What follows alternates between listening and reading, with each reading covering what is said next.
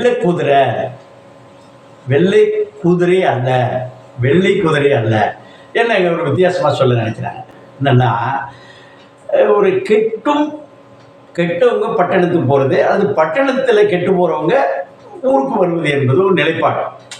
இங்கே என்ன செய்கிறாங்கன்னா, பட்டணத்தில் இருந்து ஒரு சிறு குடும்பம், ஒரே பையன், ஒரு கணவன் மனைவி, மத்திய தரையில் ஒரு இளம் வயது கணவன் மனைவி, இல்லைங்க அங்கே ஒரு நிறைய காவல்துறையோ வேறு கடன் தொழிலையோ தாங்க முடியாமல் கிராமத்து பக்கம் போகிறாங்க. கிராமம் என்பது ஒரு மலை கிராமம்.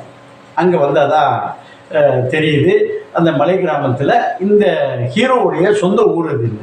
அவருடைய முன்னோர்கள், அவருடைய தாத்தா பாட்டி எல்லாருமே அங்கே இருந்திருக்காங்க, அப்பா வந்திருக்காங்க.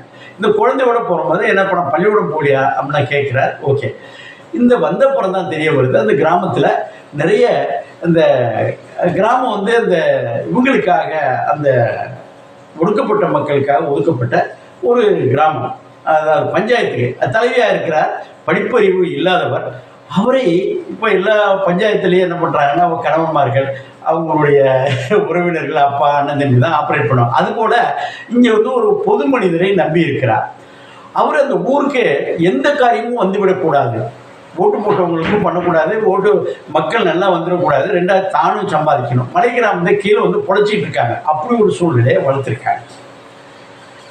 இந்த இங்கேருந்து போகிறாங்கல்ல ஹீரோயின் ப்ளஸ் போகிறாங்கல்ல, அவர்கள் போனதுக்கு அப்புறம் தான் தெரியுது, அங்கே இந்த மூலிகை சாருங்கிற பேரில் கள்ளச்சாராயம் காய்ச்சிக்கிறார்கள். அது அப்பப்போ உடம்பா சிந்திக்கும், வேலை விட்டு போனாக்கா திருவிழாக்களுக்கு செய்யக்கூடிய ஒரு மேட்டரை இந்த பாவி என்ன பண்ணுறா அப்படின்னாக்கா, இந்த அந்த உள்ளூர் மனிதர் என்ன செய்கிறாருனாக்கா, இவர் வெளியில் திட்டுப்பட்டு பண்ணி தானே வர்றாரு, இவர் அது பிஸ்னஸ் ஆக்குறாரு. இங்கேருந்து போகிறவர், நல்லா இருக்கிற கிராமத்தை சிட்டிலேருந்து போனவர் கெடுக்கிறார். இது ஒரு சூழ்நிலை ஆச்சா. இந்த பஞ்சாயத்து தலைவி முழுமையாக இன்னொரு மனிதரை நம்பி இருக்கிறார். அங்கே சாலை வர்றது இங்கே எடுக்கிறான் தானே, அதை நிரம்புனா அந்த கை நாட்டு வச்சே நிறைய பேர் உருவிட்டு இருக்காங்க. ஆனால் இந்த போனவர் வந்து ஒரு பாரம்பரிய மிக்க குடும்பத்தின் ஒரு பிள்ளை. இவர் அந்த கிராமத்தை திருத்தினாரா அல்லது ஏற்கனவே இருக்கிறத கெடுதாங்கிறதா மொத்த கதையோடைய. இதை ஒரு மலை கிராமத்தில் அன்றாட நிகழ்வுகள் என்னென்ன செய்வார்கள், என்னென்ன செய்யக்கூடாது என்பதை ஒரு பட்ட வெளிச்சமாக ஒரு பூத கண்ணாடி போட்டுக்காங்க. இந்த படம் ஒரு குடும்ப வாழ்க்கை, இந்த உள்ளூர் வாழ்க்கை பக்கத்து ஏற்ற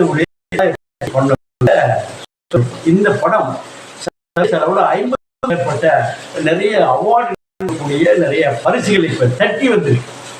இதில் ஹீரோ நிறைய இயக்குனர் வந்து என்ன பண்ண சரவணராஜ் செந்தில்குமார், இவர் என்ன செஞ்சிருக்கேன், கதையெல்லாம் ஒன்றும் கிடையாது, நேரம் அந்த ஊரில் போய் அந்த தயாரிப்பாளர் வந்து என்ன செஞ்சிருக்கிறாருன்னா, கூத்துப்பற்றை என்று நடிப்பு பயிற்சி பள்ளியில் நடித்தது மட்டும் இல்லை, முதன்மை மாணவராக நிறைய பேருக்கு இது நடத்துகிறார், வகுப்பு நடத்தக்கூடிய பர்சன் அவர் தான் இங்கே நடிக்கிறார்.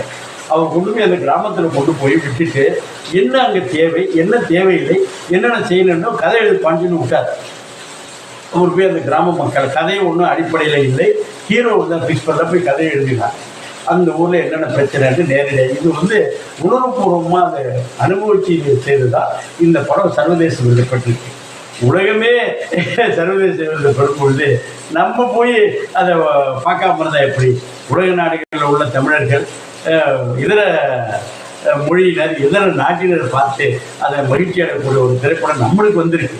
பார்க்கணும்ல, தேட்டரில் போய் பார்க்கணும், ஓடிடியில் வரும், நாளைக்கு இதில் வரும்னு கொஞ்சம் யோசிக்க வேணாம். குடும்பத்தோடு ஒரு பிள்ளையோட உணர்வு, ஒரு மனைவியோட உணர்வு, அந்த ஊரில் போஸ்ட் ஆஃபீஸில் என்னென்ன செய்கிறாங்க, இல்லை கிராமத்துக்கு போக முடியல, மலைக்கு போக முடியல, இந்த சமயத்துக்கு போனாக்கா ஒரு குடும்பத்தில் ஒரு 3 பேர் 4 பேர் போனாக்கா அதில் 300-500 ரூபா போனாக்கா போயிட்டு வந்து ஒரு உணர்வை ஏற்படுது. குடும்பத்தோட பார்க்கலாம்.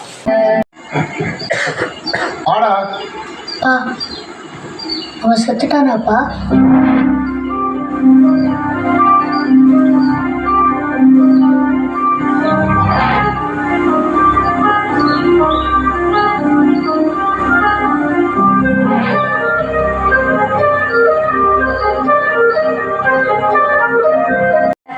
நாம இனிமேல் இங்கிலீஷ் மருந்து கீழே இருந்து தான் போய் எடுத்துட்டு வரணும். அதுக்கெல்லாம் ஏற்பாடு பண்ணி விட்டாச்சு.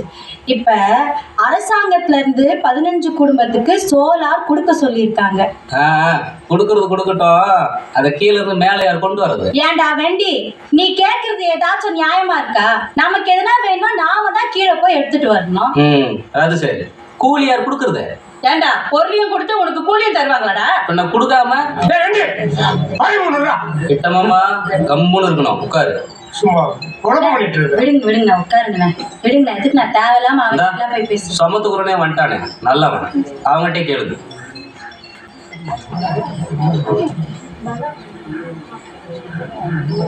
வாயா முருகா, நம்ம ஊருக்கு மருந்தும் சோலாரும் கீழே வந்திருக்கு.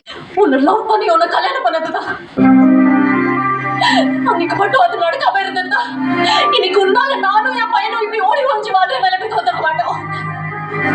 நேர்மையா ஒழிச்சு சமாதிக்க துப்பு இல்ல.